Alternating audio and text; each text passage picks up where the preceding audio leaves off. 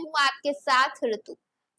बिहार की राजनीति में इन दिनों बिहार विधान परिषद के चुनाव को लेकर चर्चाएं तेज चल रही है। 18 तारीख को इसकी मतगणना भी हो जाएगी और उसी दिन शाम में रिजल्ट भी घोषित कर दिया जाएगा। और फिलहाल पूरे बिहार वासी की नजर जो है उनके उम्मीदवारों पर टिकी हुई है। बीजेपी ने अपने उम्मीदवारों की घोषणा कर दी है और तमाम पार्टी भी अब घोषणा करने वाली है। जी हाँ, दरअसल बिहार विधान परिषद चुनाव से पहले अब एनडीए के भीतर नई राजनीतिक चर्चाएं शुरू हो गई है। मंत्री दीपक प्रकाश का नाम एमएलसी उम्मीदवारों की सूची से गायब होने के बाद उनके पद पर अब संकट मंडराता हुआ नजर आ रहा है। वहीं इस घटनाक्रम को राष्ट्रीय लोक मोर्चा प्रमुख उपेंद्र कुशवाहा की राजनीतिक हैसियत से जोड़कर भी देखा जा रहा है। दरअसल बिहार में 18 जून को होने वाले विधान परिषद चुनाव ने सिर्फ सीटों की गणित को ही नहीं बल्कि एनडीए के भीतर सत्ता संतुलन को लेकर भी बड़ी बहस अब छेड़ दी है। सबसे ज्यादा चर्चा कैबिनेट मंत्री दीपक प्रकाश के राजनीतिक भविष्य और राष्ट्रीय लोक मोर्चा यानी आरएलएम प्रमुख उपेंद्र कुशवाहा की मौजूदा राजनीति स्थिति को लेकर हो रही है। एमएलसी उम्मीदवारों की सूची में दीपक प्रकाश का नाम नहीं होने के बाद राजनीतिक गलियारों में सवाल उठने लगे हैं कि क्या उन्हें मंत्री पद छोड़ना पड़ सकता है। दरअसल बिहार विधान परिषद की 10 सीटों के लिए चुनाव होना है। बिहार विधानसभा में मौजूदा संख्या बल को देखते हुए एनडीए के लिए 10 में से 9 सीटें जीतना लगभग तय माना जा रहा है।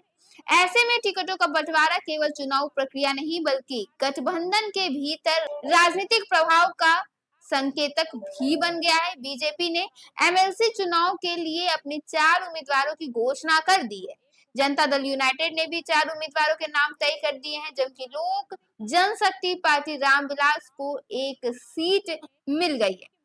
एनडीए की उम्मीदवार सूची में एक नाम की अनुपस्थिति सबसे ज्यादा चर्चा का विषय बनी हुई है। यह नाम है बिहार सरकार में मंत्री दीपक प्रकाश का। संवैधानिक व्यवस्था के मुताबिक किसी भी ऐसे मंत्री को जो विधानसभा या विधान परिषद का सदस्य नहीं है, उन्हें 6 महीने के भीतर किसी सदन का सदस्यता जरूर लेना पड़ता है। ऐसे में एमएलसी उम्मीदवारों की सूची से उनका नाम गायब होने के बाद उनके राजनीतिक भविष्य को लेकर अटकलें तेज हो गई है। यही वजह है कि एमएलसी की सूची में नाम नहीं आने के बाद यह सवाल तेज हो गए हैं कि क्या दीपक प्रकाश को कैबिनेट से इस्तीफा देना पड़ सकता है। इसे लेकर लगातार अटकलें लगाई जा रही है। दरअसल राजनीतिक गलियारों में चर्चा चल रहा है कि जब बीजेपी ने पहले उपेंद्र कुशवाहा को राज्यसभा भेजा था, तब दोनों पक्षों के बीच एक राजनीतिक समझ बनी थी। चर्चा रही कि भविष्य में उनकी पार्टी का बीजेपी में विलय हो सकता है। इसी व्यवस्था के तहत दीपक प्रकाश को विधान परिषद भेजे जाने की उम्मीद जताई जा रही थी।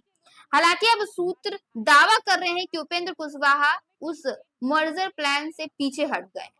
यही वजह हो सकती है कि एनडीए की एमएलसी उम्मीदवार सूची में दीपक प्रकाश का नाम शामिल नहीं है।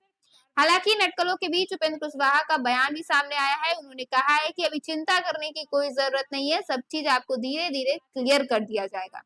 उन्होंने कहा है कि नामांकन प्रक्रिया शुरू होने में अभी 2 दिन का समय बाकी है।